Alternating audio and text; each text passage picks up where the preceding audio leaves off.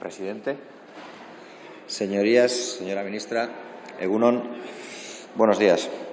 Ayer, durante su defensa de los presupuestos generales del Estado, señalaba que nos encontrábamos ante unos presupuestos extraordinarios e indispensables. Decía más, decía que eran unas cuentas para dejar atrás la pandemia y entroncados en un cambio de era con nuevos paradigmas y nuevas políticas. Todo esto es literal. Por tanto, y dada la profundidad de lo señalado, de lo que se trataría en este debate es de ver si esas palabras se ajustan a los hechos. Si detrás de las mareantes cifras, y no olvidemos que detrás de esas cifras hay personas, hay políticas decididas para recuperar derechos, para erradicar la pobreza, para poner al alcance de todos y todas condiciones materiales para desarrollar vidas dignas, o si, por el contrario, seguimos atrapados en los mismos paradigmas y modelos económicos que han venido sosteniéndose con mayor o menor devoción y o sumisión por unos y otros gobiernos, de diferente signo. Hoy, este Gobierno superará la primera votación para continuar con el proceso que ha de culminar en una hipotética aprobación de los presupuestos. Y lo hará aprobar o tirar atrás hoy las enmiendas a la totalidad gracias, nuevamente, al apoyo de las fuerzas soberanistas de izquierda de este hemiciclo. En Euskal Herria Bildu nos expresamos con claridad y queremos seguir haciéndolo. La razón de que no hayamos presentado enmienda a la totalidad no es otra que nuestra voluntad sincera para generar condiciones que favorezcan la consecución de un buen acuerdo. Un acuerdo que mejore la vida de vascos y vascas, así como de la mayoría social y trabajadora del resto del Estado. Esa y no otra es nuestra voluntad, esa y no otra es nuestra meta en esta negociación presupuestaria. Siempre hemos actuado con responsabilidad y le confesaré que hemos actuado más con sentido común o instinto de clase que con sentido de Estado, del que ya le reconozco que carecemos. Pero así seguiremos haciéndolo. Lo hemos demostrado en innumerables ocasiones y así actuaremos una vez más. Pero nuestra responsabilidad no puede ni debe ser entendida como un cheque en blanco, porque nuestra responsabilidad y nuestro compromiso es para con la ciudadanía vasca, no con este Gobierno. Que nadie se ofenda, pero solo nos debemos y nos sometemos a ellos y a ellas, a las gentes de nuestro país, de Euskal Herria. Por eso, también queremos señalar de forma muy clara que desde hoy y hasta la aprobación definitiva o no de los presupuestos generales del Estado, el Gobierno deberá ganarse nuestros votos alcanzando, para ello, un buen acuerdo en las materias económicas y sociales que hemos planteado. Y aquí, quizás en una única vez en que tiene razón la menguante fuerza naranja cuando dice que somos insaciables. Seremos insaciables hasta conseguir que se recuperen derechos y que se recupere la dignidad en las vidas de la gente. Porque lo que planteamos, nuestras exigencias, son demandas cuyo único objetivo es mejorar las condiciones económicas, sociales y laborales de la ciudadanía vasca, a la par que mejorar también las vidas de los y las trabajadoras de este Estado.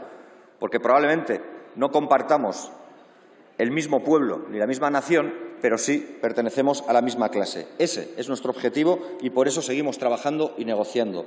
Señorías del Partido Socialista Obrero Español y de Podemos, no nos gustan los actuales presupuestos tal y como están en la actualidad. Eso van a entender, después de escuchar la intervención, que es una obviedad, porque aun reconociendo el esfuerzo en algunas materias, y lo reconocemos, echamos en falta mayor ambición para revertir los recortes de derechos que diferentes gobiernos han impuesto a la clase trabajadora durante décadas. Porque que aumentan las partidas en prácticamente todos los departamentos es cierto, y no está mal. No está mal, salvo con la salvedad que entenderá de la Casa Real, de Interior o de Defensa. Pero más allá de ese incremento presupuestario en todas las partidas de los presupuestos, ¿se están sentando las bases para una transformación real del Estado y su ruptura con el modelo socioeconómico que soportamos?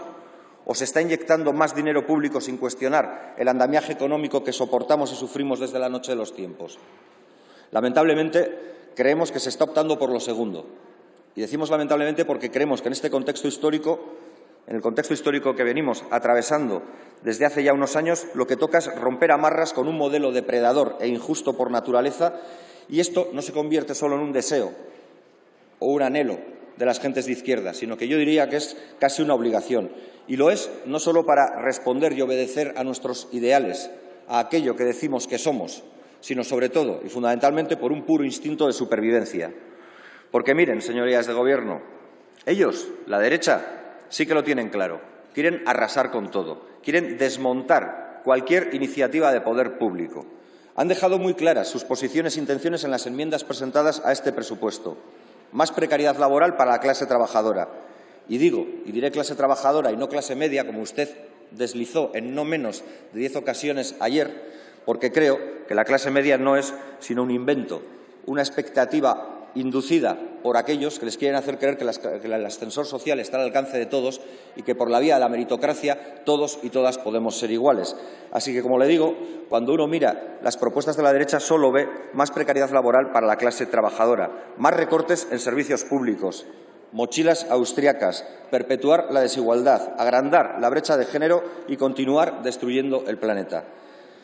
Plantean menos impuestos para los ricos, peores pensiones para todos y todas y menos protección social para el conjunto de la ciudadanía. En definitiva, menos derechos para la mayoría y más privilegios para las élites. Ese es el resumen de su proyecto. Y por mera convicción democrática nos tendrán enfrente, porque a la derecha y, sobre todo, a quienes estos representan, a las élites, la democracia les molesta. Y ese es el verdadero envite que tenemos encima de la mesa. No es ni siquiera un contexto de confrontación entre la izquierda y la derecha en términos clásicos. Estamos en un término confrontativo de defensa de la democracia o de acabar con la democracia, porque la democracia para las élites se ha convertido en un obstáculo para seguir amasando beneficios a la velocidad a la que lo hacen. Y por eso, en esa pugna, defenderemos la democracia, porque acabar con la democracia es acabar con la posibilidad de materializar nuestros sueños.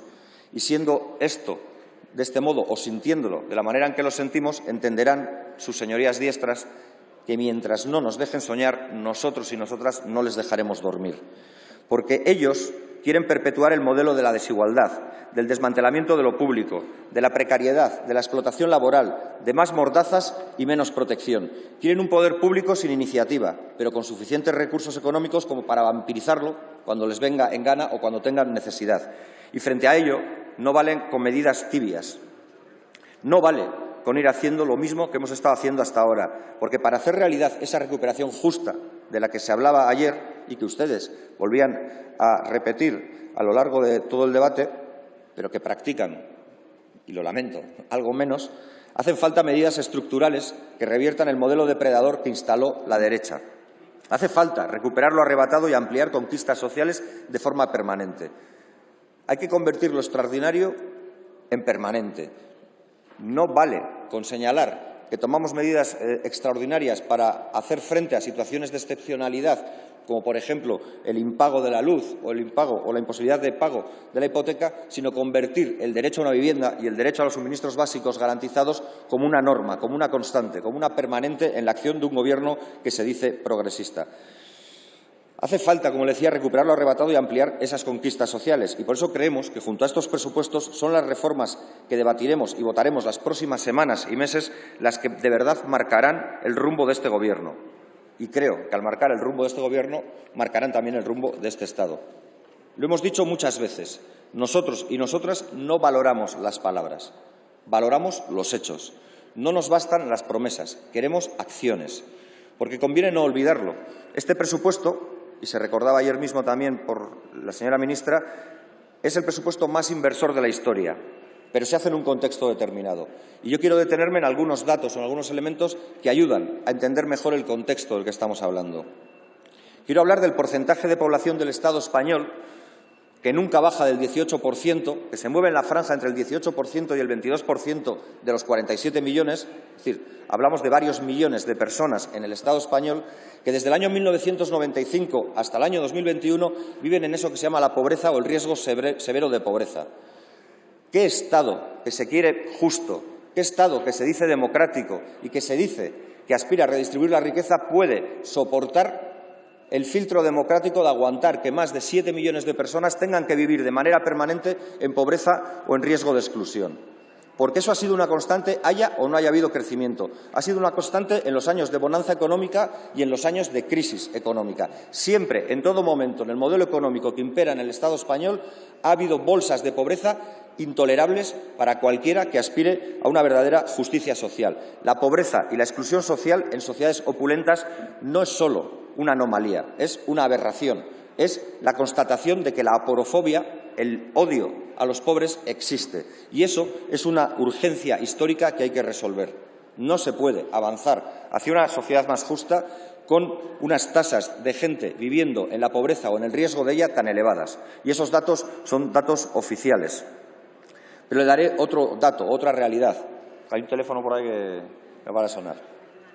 Sí, una alarma. Como decía, le daré otro dato. La tasa del paro juvenil. La tasa del paro juvenil sigue siendo insostenible. Sí, no sé dónde es. Como decía, la tasa del paro juvenil sigue siendo insostenible. Un segundo, señor. Y aprovecho ya para pedir de nuevo silencio, por favor. Hay que hacer como en los cines, lo de apagar los móviles como en modo avión, ¿no? Bueno, como le decía, la tasa de paro juvenil sigue siendo insostenible. Otro dato que conviene que no olvidemos cuando hablamos de debates sobre presupuestos generales del Estado. Un 37,1 de paro juvenil tiene el Estado español. La media europea está en el 17,3, la de la zona euro. Y ese dato nos interpela a todos y a todas y nos debiera alejar de cualquier análisis triunfalista sobre este presupuesto o sobre cualquier otra iniciativa. Estemos a favor o en contra de la misma. Máxime si tenemos en cuenta que la dramática tasa de desempleo juvenil viene acompañada de un mercado laboral que les incorpora con salarios precarios y con índices tan altos de temporalidad que les impiden pensar en tener un futuro planificado, en tener un proyecto de vida mínimamente pensado. Y eso lo único que constata es que, a día de hoy, este Estado o este país, si lo prefieren, no es país para jóvenes. Y hablaré de otro dato que también conviene tener en cuenta cuando hablamos de los presupuestos. Es el de la brecha salarial entre mujeres y hombres, que hoy, aquí, en el Estado español, todavía sigue rondando el 20%, exactamente el 19,51%, lo que significa que, de media, las mujeres cobran unos 5.000 euros anuales menos que los hombres, datos del Instituto Nacional de Estadística. Esa es una realidad dolorosa e injusta que se ceba precisamente con las mujeres, con aquellas que de forma mayoritaria sostienen el pulso de la vida y los cuidados también en los tiempos difíciles. Y no hace falta sino mirar a las calles. Nosotros lo vemos en Guipúzcoa cuando vemos a las mujeres y a las trabajadoras de las residencias en un conflicto durante más de 2 años para defender condiciones laborales dignas. Y eso es la mejor expresión también, para quien a veces no entiende alguna terminología, de lo que significa el capitalismo patriarcal. Y termino con otro dato. Estamos asistiendo a un cortocircuito del mercado global que va a ir a más, y no conviene olvidarlo. Cuando hablamos de una nueva era, tenemos que entender que esa nueva era viene marcada por un cortocircuito en el mercado global, donde lo extraordinario cada vez lo es menos, porque cada vez va a ser menos extraordinario que nos vengan temporales, que nos vengan apagones, que nos vengan desabastecimientos, que tengamos dificultades, porque los efectos del cambio climático también aquí se manifiestan con más frecuencia y diría que con más virulencia. Si no entendemos el carácter finito de los recursos del planeta, si creemos que los recursos finitos del planeta pueden dar de sí tanto como para que sigamos extrayendo todo lo que queremos o todo lo que quiere el capitalismo global, lo único que haremos será acelerar el camino hacia la destrucción, el camino hacia el colapso. Por eso pasa lo que pasa. Por eso se cortocircuita todo cuando vemos que la interconexión, la especialización y el abastecimiento que formaban parte del dogma del capitalismo global se vienen abajo de una manera tan súbita, tan precipitada y tan dolorosa para los bolsillos de la gente, ya sea en facturas de la luz o ya sea en falta de suministros básicos. O paramos de crecer de cualquier manera y a cualquier precio o no habrá futuro para nadie. Y frente a este panorama lo que planteamos es una intervención pública más decidida, más fuerte, más sostenida y con una orientación más clara de ruptura con el modelo actual, con el paradigma actual. Y creemos que hay que hacerlo en diferentes campos, algunos que aluden directamente a los presupuestos generales del Estado y otros que son colaterales. Le citaré algunos de ellos. Uno tiene que ver con la reforma fiscal. Hace falta una reforma fiscal profunda. Ya ha dicho que está esperando las conclusiones del comité de expertos, pero ya se pueden decir cosas en los presupuestos que señalen que hay que poner, por ejemplo, un impuesto a las grandes fortunas, que hay que poner un impuesto a la banca, que hay que poner un impuesto a las grandes empresas y sociedades, más allá del 15% que ahora se plantea en el mundo. Y no entendemos tampoco que no aparezca el impuesto a los envases de plástico ni el que grava el depósito o la incineración de residuos. Ahora que todo el mundo presume de alta concienciación climática, ahora que todo el mundo mira a la COP26 y sabe dónde está Glasgow, también sería bueno que entendiéramos que hace falta hacer mucho más también en materia fiscal o en fiscalidad ambiental o verde en esta realidad. Y es probable que me puedan argumentar como respuesta que esto no viene incluido porque se va a tratar en la ley de residuos. Pero es que esa misma lógica se la podría devolver yo, porque sí que han incluido otros impuestos, como por ejemplo el de la reducción de las bonificaciones fiscales a entidades que se dedican al alquiler de vivienda, bajándola del 85 al 40%, que también tendría que venir en la Ley de Vivienda que vamos a discutir dentro de unos meses y que no ha sido óbice o obstáculo para incluirlo ahora. Luego, se podía haber incluido el impuesto a los envases de plástico o el de la incineración de residuos. Porque lo que tenemos claro ahora es que sabemos quiénes se han recuperado bien de la crisis: los ricos y las grandes empresas. Esta semana se conocía que las 100 personas más ricas del Estado acumulan ya más de 153.575 millones de euros, aumentando en un solo año, el año de la fatídica pandemia, sus beneficios en más de 26.000 millones de euros. Cabe recordar, de nuevo, ya que hablamos de dinero, que Endesa en el año 2020 ganó 1.394 millones de euros, que Iberdrola ganó 3.610 millones de euros de beneficio neto en 2020, que el BBVA ha ganado 3.300 millones en lo que va de año y hasta el tercer trimestre, o que el Santander en su primer semestre cierra cuentas con beneficios de 3.570 millones de euros. Muéstrese fuerte con los poderosos, porque hacerlo con los débiles es muy fácil, pero además es injusto. Es mucho mejor ser fuerte con los poderosos y hacerles que paguen lo que tienen que pagar. No solo porque pueden, sino porque además deben. Y también tienen que actuar de manera mucho más decidida en las pensiones. Y soy claro también ahí. Nosotros no vamos a aceptar recortes ni el endurecimiento de condiciones en las pensiones. No vamos a aceptar retrasar la edad de jubilación. No vamos a aceptar alargar el periodo de cotización y no vamos a aceptar que se penalicen las jubilaciones anticipadas. Porque es verdad que hay un esfuerzo inversor muy grande en pensiones en este presupuesto, y lo reconocemos, pero no es menos cierto que ese esfuerzo inversor se puede ver eclipsado por la subida de los precios. Es decir, que el aumento de las pensiones puede hacer que incluso, pese a ese esfuerzo, se devalúen porque el precio de las cosas ha subido bastante más que el incremento propuesto en los presupuestos. Y ahí se puede y se debe hacer algo más. Y también se debe hacer algo más en lo que tiene que ver con los fondos europeos. Porque ustedes, igual que nosotros y nosotras, saben que cada vez está más extendida la sensación entre la ciudadanía de que las grandes empresas, esas que no han tenido pérdidas sino beneficios durante la pandemia y que, por tanto, de poco o de nada tienen que recuperarse, van a ser las grandes captadoras de negocio de los fondos de inversión europeos, de los fondos de ayuda europeos. Y eso es profundamente injusto porque relega la economía social a las administraciones públicas y a los ayuntamientos en beneficio de grandes corporaciones. Es obsceno que consultoras jueguen a ser juez y parte en el reparto de los fondos, que estén contratadas por administraciones públicas para pelear los fondos y a la vez por las grandes empresas para obtener los fondos. Y eso tendría que atajarse. Y quiero hablar también de la reforma laboral, del mercado laboral. Señora ministra, señorías del Partido Socialista, tengan una cosa clara, porque me expreso con claridad. Si no derogan la reforma laboral, si no cumplen con su palabra y con los acuerdos suscritos por ustedes, es muy probable que pierdan las elecciones. Y serán ustedes los únicos responsables de que gobierne la derecha por no cumplir con las promesas.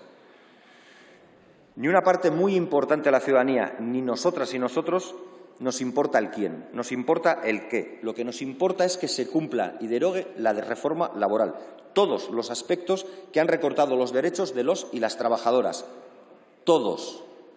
Y lo subrayamos, todos. Porque escuchamos hablar de reformar, equilibrar, mejorar, actualizar, modernizar, un sinfín de eufemismos de la rica lengua castellana, para no decir derogar todos los aspectos dañinos, todos. Y eso no es simplemente atajar la temporalidad o la simplificación de contratos, con lo cual estamos muy de acuerdo, dicho sea de paso, sino también recuperar la prevalencia de los convenios sectoriales, la ultraactividad, las indemnizaciones por despido que se recortaron brutalmente con la reforma laboral del Partido Popular, los salarios de tramitación o la necesaria autorización administrativa de los ERE.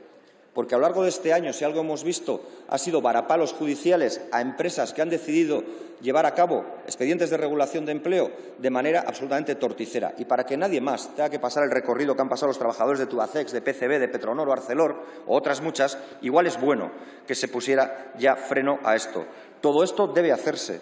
Y mucho nos tememos, señorías del Partido Socialista y de Podemos, que esto ahora mismo no es prioridad en el Gobierno, que lo que plantean es una derogación parcial y no total de todos los aspectos lesivos de la reforma laboral.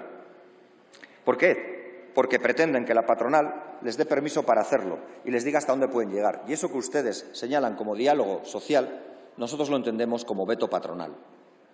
Pues bien, recuerden que tienen la mayoría social, sindical y política para la derogación, pero les advertimos, si rebajan el alcance de la derogación de la reforma laboral y de las nuevas medidas de protección laboral para tener o obtener el beneplácito de la COE, quizás pierdan el apoyo de los grupos de izquierda de esta Cámara.